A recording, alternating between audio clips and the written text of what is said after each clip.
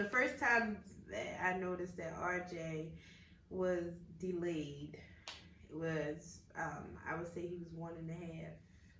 He stopped talking. He stopped saying his numbers, and before that, he could say one, two, and three. Hi, I'm Amber. And I'm Ashley. And welcome to Faith Beyond the Spectrum. Come on in and don't forget to like, share, and subscribe.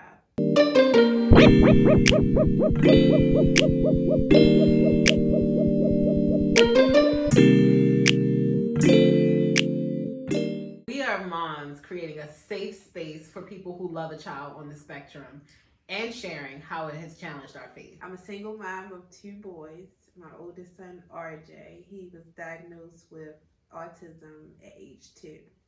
I'm a married mother of 2. My youngest son, Isaiah, was diagnosed at the age of 3. So the first time that I noticed that RJ was delayed was, I would say he was 1.5. He stopped talking. He stopped saying his numbers, and before that, he could say one, two, and three. And also, my family noticed as well, so they were comparing, and they also had their own knowledge, and they just advised me or suggested to get RJ looked at through infant and toddlers. So I just took their advice and went to enrolled him in infant and toddlers, and then we started with Kennedy Krieger. My story is a little bit different because I didn't really see any major developmental delays with Isaiah. I remember when we took him to the doctors, you know, had to fill out those forms like the screening or something like that about how many words the child uses, the things they're doing, and everything. And I was just like, he don't say half this stuff, but he's really quiet, so whatever. Really didn't think it was a major concern. Here's what threw me off. Isaiah was reading and writing. So I'm like, he can say a million words. So it's not like he can't say words. He's speaking. He never had that regression or anything. He never was talking and then stopped. Like, so we didn't have some of the same warning signs that people typically have. So, but it wasn't until we went to his doctor's appointment, and you know, his doctor said, well, I'm concerned that he's not using more words. And I remember she had a face shield on, and it said face shield on it, and he said face shield. And she was like, wow, okay, so he can speak. So it's not like he can't speak, but I don't want to send him to infants and toddlers because I feel like what may be going on with him needs a closer eye. So I'm going to say skip infants and toddlers and go straight to Kennedy Krieger. I wish I would have gotten the ball rolling with infants and toddlers a little sooner, just because Kennedy Krieger was so, the wait list was really long. So we just had to kind of just chill out and wait. This is when he was 2. He was already after the age of 2. So we just didn't know. We just had to kind of wait around until there was a spot available, and it took us 9 months to be able to get him evaluated. And during that time, RJ had already been diagnosed, and they had a lot of similarities. They had things that were completely different as well, but they had a lot of similarities. So it was nerve-wracking waiting all that time to get him in, but their wait list is extremely long, so I understand. But yeah, that's how that happened for us. But at least you had the preview. Right, and I'm so grateful to have, like, Ashley went through everything first. So I knew what to expect. Once he finally did get diagnosed, I'm like, okay, so next he's going to need to be evaluated by occupational therapy. Then he's going to need a hearing test. Then he's going to, like, I knew what was coming up because I was watching Ashley walk through it with RJ. I think I went through a lot of emotions. So I'm gonna start off with stage 1. Stage 1, you feel like you are a not like a failure as a parent, but you kind of feel bad, like you did something wrong during your pregnancy. And then stage 2 would be when I started to look at God in it, So it was, and that was like looking for the support, and also changing my mindset about where and how RJ life is going to be. So you start thinking about, am I do I have all the equipment, all the tools to raise a child with autism, especially being a single mother, because you don't have that second person there all the time. Like you have that child all the time and you don't get a break. So, you think about the support system and basically like how you gonna make it. Like how am I gonna make it through this with this child with autism and also with the second child. So my feeling eventually was I just gotta have faith. Like I gotta have faith in the movement. I gotta have faith in his future, and I gotta have faith with just the whole process of raising two children, two different ways, but also what is it called? Like make sure that you're not showing favoritism. So when you're trying to build children in a healthy environment, you want to be able to create balance and hold little people throughout life. So I guess the feeling is it's just undescribable in a sense. You go through your doubting phase, and then you go through your phase where you feel strong as an ox, and then you go through the phase where you just like, where's my Elizabeth? like where's my Elizabeth? Yeah, she was coming. Like yeah, so like where's my Elizabeth? Where can I get my support from? Like multiple times they'd be like, you gotta speak positive and change the way you think about things. And that's kind of hard, but it's easy too, because you want to see your children go, and you have to dream for your children. So you want them to be this, that, and the third, whatever you see in them and whatever you want them to be. So it's just like when somebody tell you, oh, your child is different, it's like that gut feeling, like how, like what, like how is my child different? Is it bad? Is it good? Or is it negative? And how do I fix it? So it's just like now I gotta go look for the tools, and then when you're by yourself, it's just like it's it's just like, oh God, like all these stages I have to go through. So it's like you could be happy, you could be sad. I think I went through all the stages: happy, sad, and then it's like survival mode when you don't even get to choose whether or not you happy, sad, or indifferent. So it's just like you just gotta make sure that he is healthy, he has shelter, and he has the services he needs to survive. And at some point, you don't even get to feel. So it's just like you can't really, you don't have room to feel after a while. You just like survive, because if you stop, that cripples him, that delays him, that do all the things, and you don't. I think it's a benefit too of kind of being a little numb throughout the situation, because I think if I was to feel, I think I would have held on to him tighter, and that would have stopped his progression. Because you go through the part where he has to get on the bus, and it's just like, oh my God, my child might get lost.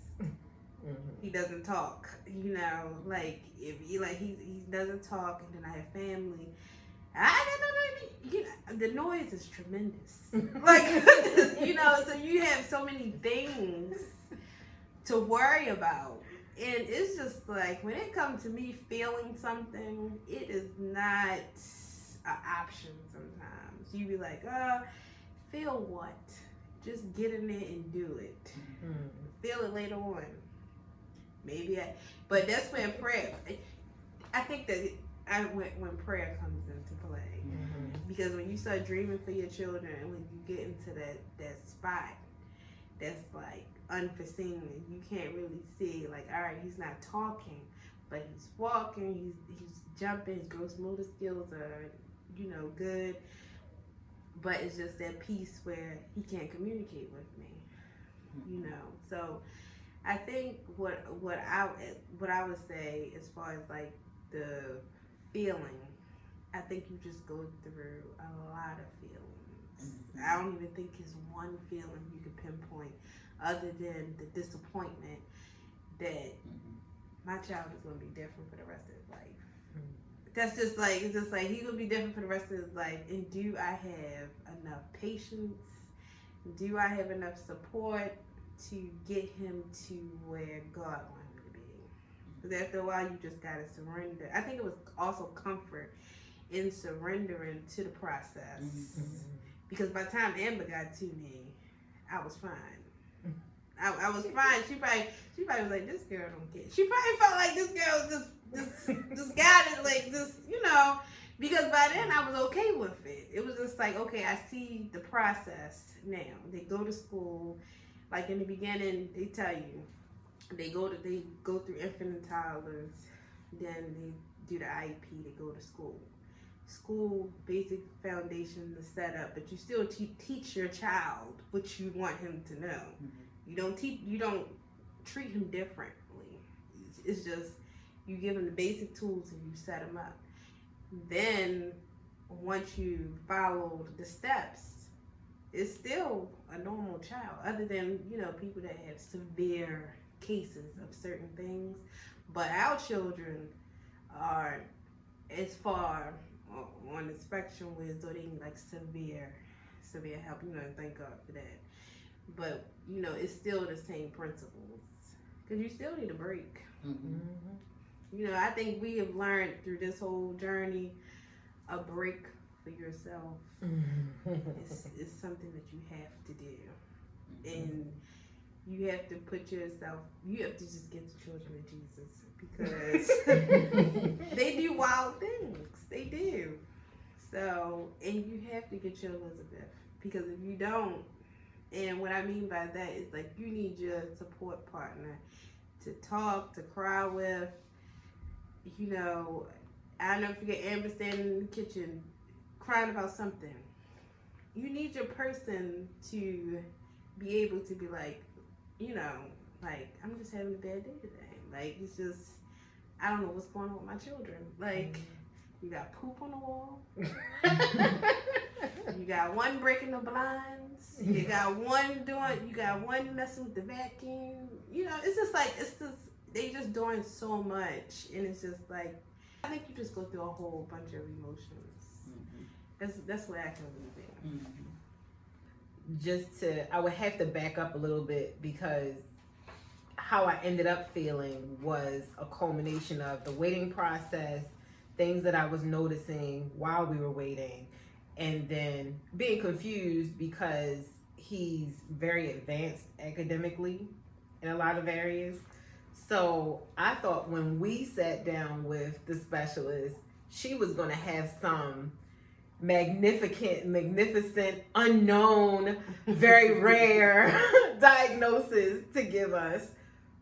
Because, I'm like, well, what 2.5, 3-year-old, teaches himself to read and write? And she's like, oh, wow, oh, that's good. And she was taking in all the information, and she said, well, I think I know what's going on with him. And I'm thinking she's getting ready to blow us out of the water. She said, autism. I'm like, okay. So how I immediately felt was, it kind of deflated me a little bit, because here I am thinking that he's so exceptional, and he still is. He's very exceptional. But I'm thinking that she was going to give us a more complex diagnosis. Then, with that as well, I thought autism looked one way. I thought autism, like with the traditional flapping arms and, very sensitive to sound, a lot of stemming and everything like that. And Isaiah doesn't necessarily present that way. So I didn't know autism to look how he presents. So I was really, I was disappointed. I was hurt.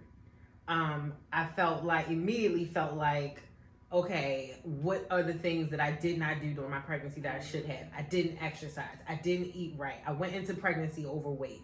I didn't take my vitamins. I took all my vitamins with my first child. My second child, I took the vitamins when I thought about it. So I'm like, it was probably that. It was the vitamins. You didn't take enough vitamins. That's the problem. See, this is what it is. Yeah, you gotta believe God to do His part, but you gotta do your part too. And oh God, where does He fit in this? Because I'm not lying. I'm a little upset right now. I'm a little disappointed in you, God. Like, I'm not understanding what happened. I prayed for my children. I prayed for what kind of lives they would have. I fasted and prayed for them prior to even getting pregnant.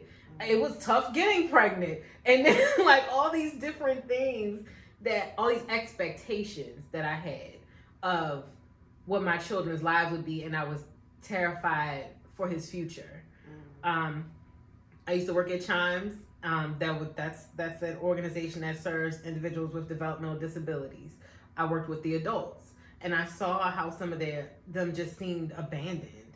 They had, and that not all of them were. Some of them had an array of issues. It wasn't just autism. As a matter of fact, there weren't very many of them there with autism, but I saw them. They had a developmental disability. So I just remember thinking how abandoned a lot of them looked. And they were adults, and they did as much as they could. Some of them worked and everything like that, but it just seemed like their life was so drastically changed by a diagnosis. And I didn't want that for my son, because I feel like he has so much to offer, and he can do so much, not just because he's my child, but because I know how important he is to God. And I'm like, well, I know my children have purpose. So what is his purpose in this earth? If he doesn't have a opportunity to really live out his fullest potential, what is his purpose going to be?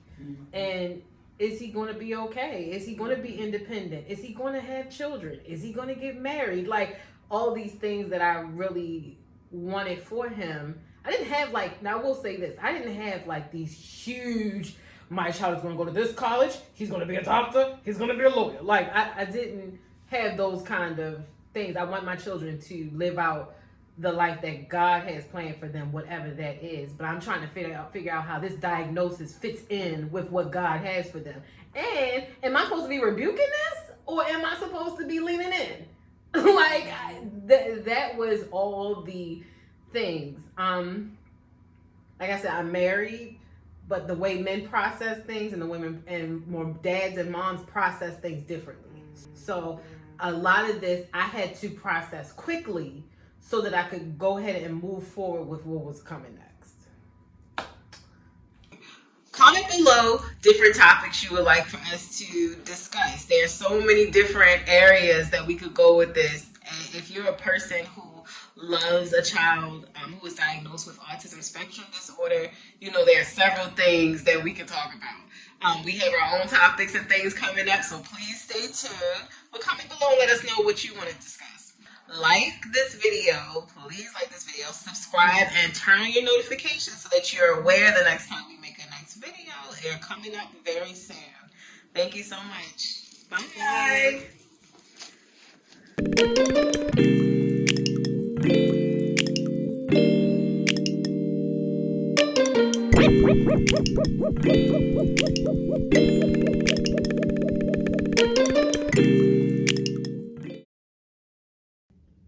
I'm Amber. And I'm Ashley. And what are we doing? That we got ready. Hey, I'm Amber. Oh.